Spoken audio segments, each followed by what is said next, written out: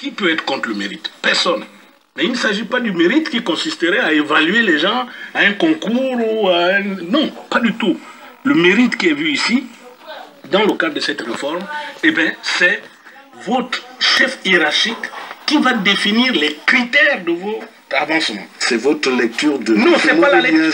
C'est la définition donnée par le ministre. Non, c'est pas la lecture, c'est la définition donnée par le ministre, parce que je vais vous dire, le ministre a fait le tour des administrations publiques. Il est en train de faire le tour. Mais je pense qu'il a fini. Il me semble qu'il a fini. Parce que... vous êtes au parfait de ces activités? Non, parce que j'ai pris part, grâce vraiment au syndicat des travaux publics, j'ai pris part donc à la réunion où il a eu avec les responsables des TP. Quand vous dites grâce aux responsables des TP, mais parce que je n'étais pas invité. Convié. Non, pas du tout. Je n'ai pas été convié. Vous êtes infiltré dans la salle. Bon, on va dire comme ça. Ouais. Parce que partout où il est passé, les syndicalistes n'étaient pas associés, les agents publics n'étaient pas associés. Je pense qu'il est passé chez vous au ministère de la Communication. Mais je ne pense pas que vous étiez associé. Vous pouvez affirmer que les syndicalistes n'étaient pas associés, alors qu'à la fois, Jean-Marie Oganaga s'entretient aussi bien avec le personnel administratif agent dans certains secteurs des départements ministériels, mais aussi avec les syndicalistes. Mais la preuve, c'est qu'à peine vendredi, il s'est entretenu avec un autre bloc de syndicats. Je vous dis, le ministre a entrepris une tournée. Dans le cadre de cette tournée, il était bien ici chez vous, au ministère de la Communication. Oui, vous avez les syndicats. Donc, posez la question à vos syndicalistes s'ils étaient conviés. Mais moi, je vais vous dire... L'aide des syndicats de Radio Gabon ou Gabon Télévision et membre de bloc syndical. Voilà. Donc, M. Mitsa est bien placé ici pour dire s'ils étaient associés. Voilà. Est-ce que vous étiez invité? Non, c'est moi qui pose les questions, M. Oui, Pierre. Peut-être qu'avant de poser cette question, on va avancer, justement, on va revenir sur ça. On va revenir peut-être sur ça, sur le mérite, parce qu'au cours de cette discussion aux travaux publics, le ministre a clairement dit, j'ai dit bien le ministre a clairement dit, que le mérite correspond en fait à un cahier de charges que le chef hiérarchique élabore et qu'il soumet à l'agent, et c'est l'exécution de ce cahier de charges qui permettra au chef de service de décider si oui ou non l'agent mérite son titre ou du moins sa fonction. Et donc, ce n'est pas un mérite. Ça veut dire que votre carrière, en clair, en français facile, votre carrière sera gérée par votre chef hiérarchique. Celui qui va décider de votre avancement, ou votre reculement, si on peut le dire, ou de votre sortie même du service. Celui qui va décider de vous envoyer en stage, celui qui va en clair décider de votre carrière. Donc nous on dit, c'est pas possible. Et derrière le chef de service, c'est le directeur général. Derrière le directeur général, c'est le secrétaire général, c'est le ministre, et en fait, c'est le président de la République.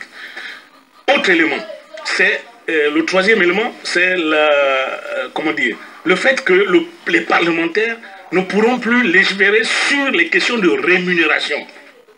C'est-à-dire que la rémunération dépendra maintenant du domaine réglementaire. Ça veut dire que c'est un décret du président de la République qui va fixer tout ce qui est rémunération.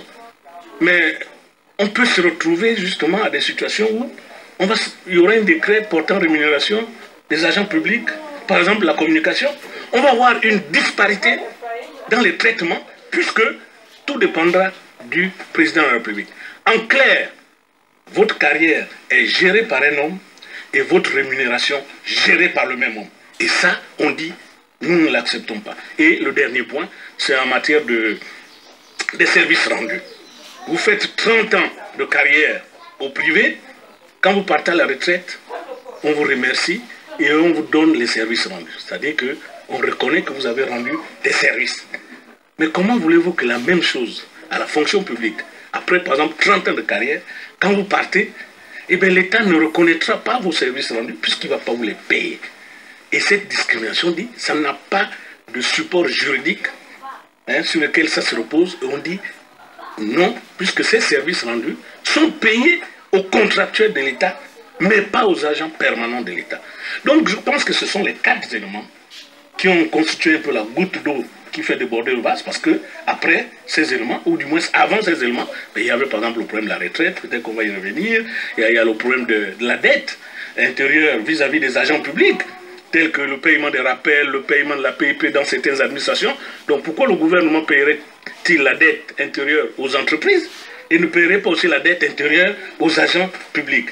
Donc nous avons tous ces éléments-là qui je pense, ont amené Dynamique Unitaire à décréter un mouvement de grève parce qu'on ne peut pas faire une réforme aussi importante que celle de la fonction publique, de l'argent public, sans associer les organisations syndicales. Alors justement, parlons de ce mouvement de grève général illimité.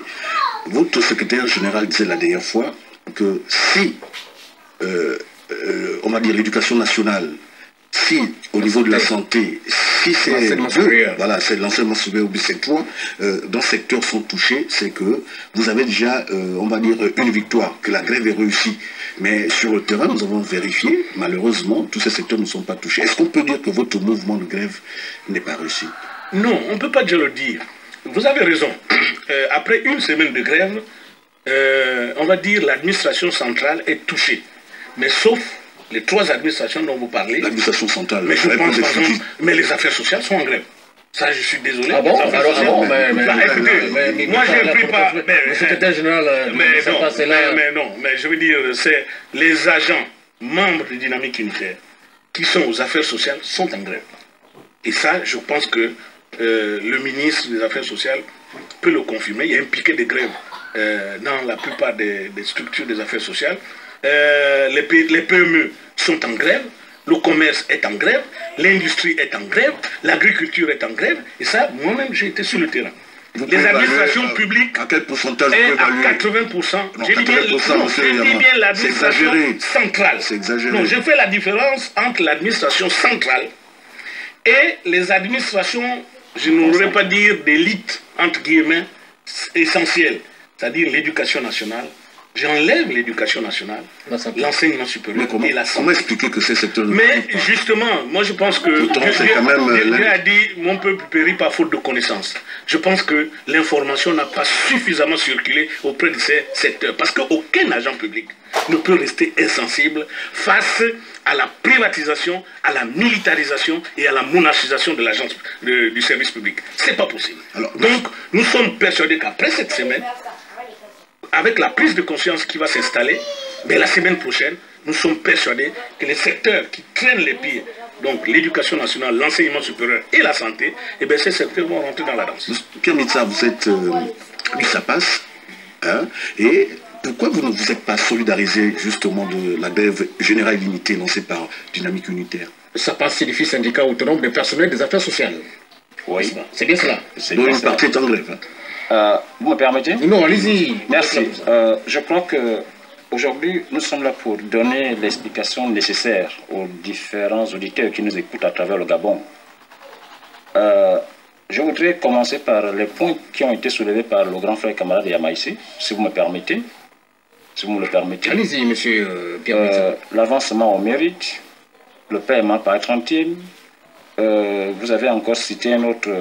La question de rémunération. Est-ce que ces questions vous touchent? Est-ce que ça vous concerne? Permettez. Vous vous souviendrez qu'en 2014, quand le MOSAP lance le mot d'ordre de grève sous le Premier ministre Daniel Onondo, c'est en 2014... Le MOSAP qui était président à cette époque. Il y avait Pierre Mitsa, modérateur, il y avait Madame Aminata, modérateur, il y avait Monsieur Hassan Mombo, lui Patrick, modérateur. Le secrétaire général de Dynamique Unitaire. Effectivement. Nous avons tous été des modérateurs. Et bien d'autres. Parce que la modération et la modérature étaient tournantes. Alors, de cette grève générale, nous on ne l'a pas intitulée illimitée, il a été mis en place une commission. Dans cette commission, le dialogue social d'Angongé. Dans cette commission, il avait été bel et bien dit qu'il fallait qu'on mette en place un nouveau système. Ce nouveau système n'ayant pas vu le jour à Angongé, nous avons été invités à la fonction publique. Parmi ceux qui ont été invités, il y avait bel et bien le camarade Yama et Pierre Mitsa et bien d'autres, pour qu'on aille finaliser le nouveau système de rémunération.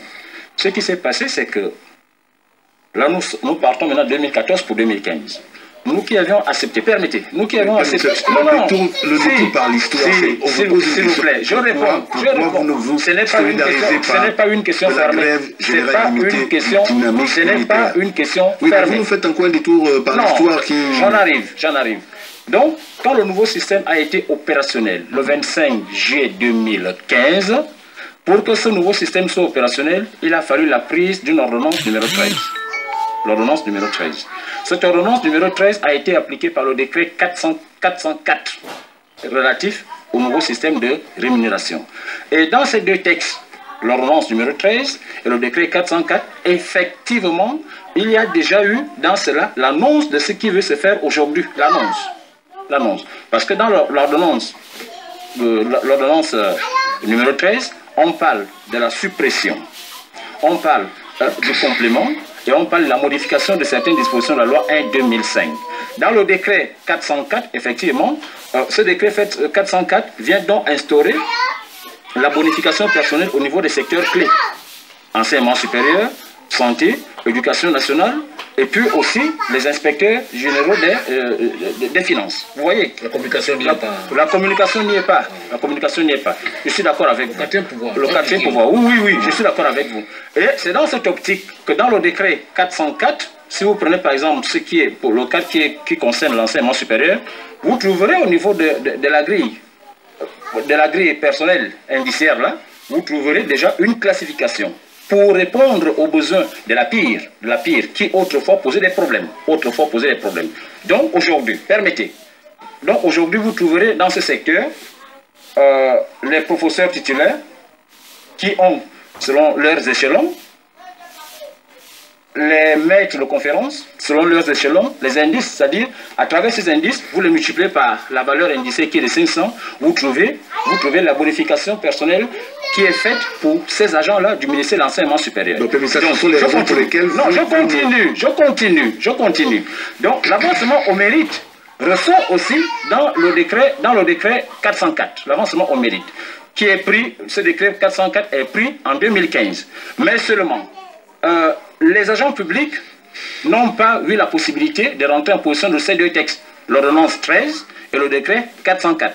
Donc vous comprenez que l'ordonnance est prise à quel moment? C'est quand les parlementaires sont en intercession. Tout à fait. N'est-ce pas? Donc quand les parlementaires sont en vacances. En vacances. Oui. Donc l'ordonnance est prise. Mais cette ordonnance numéro 13 est tombée déjà dans sa caducité. Donc il fallait simplement renouveler la même ordonnance. Maintenant, permettez-moi toujours. Là, c'est pour ce qui est de l'avancement au mérite que nous soutenons d'ailleurs.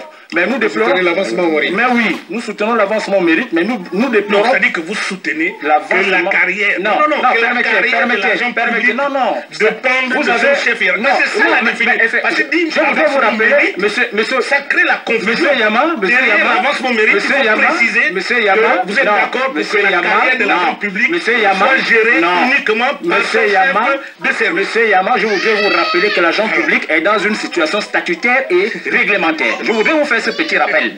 Que l'agent public est dans une situation statutaire et réglementaire. Par conséquent, la carrière d'un agent public dépend toujours du chef hiérarchique. Ce n'est pas aujourd'hui que même effectivement, vous pour aller en stage, vous décidez pas d'aller en stage, c'est votre chef hiérarchique qui vous admet en stage. Mais soyons clairs. Il y a des commissions, c'est pas le chef de service. Le ministère est institut national. Il n'y a pas que l'enseignement supérieur. Il y a une commission au niveau du ministère qui en fonction de s'il vous plaît, monsieur Yama, dossier. Donc il y a une commission qui se met en place, mais tel que c'est fait, la réforme en tête de la commission qui est le président de cette commission-là, c'est toujours le secrétaire général. De qui? Mais ce sont les secrétaires généraux qui sont les premiers patrons de l'administration. Non, permettez, monsieur Yama. Permettez, monsieur Yama. Non, je ne dis pas le compte vérité. Par rapport à l'ordonnance 0013, vous ne dites pas que c'est la CONACYCED qui a saisi la Cour constitutionnelle et c'est la décision de la Cour constitutionnelle qui a proclamer la caducité de cette ordonnance en disant cette ordonnance ne passe pas. L'ordonnance du 23 février, en fait, répond maintenant à cette question. Donc, mais je veux dire, le gouvernement, pour contourner la décision, reproduit encore pratiquement le même ordonnance. Hein? Mais si ça a été mis de côté, c'est la décision de la Cour constitutionnelle suite à la saisie de la CONACYCED. Donc ça, il faut rétablir la vérité des choses. S'il vous plaît. Vous voyez, quand l'ordonnance est mise de côté, ça voudrait dire que si vous prenez l'autre ordonnance, cette ordonnance doit être contraire à cette ordonnance qui a été mise de côté, n'est-ce pas? Mais prenez l'ordonnance numéro 13. C'est la pâle copie de l'autre. C'est effectivement. Vous comprenez?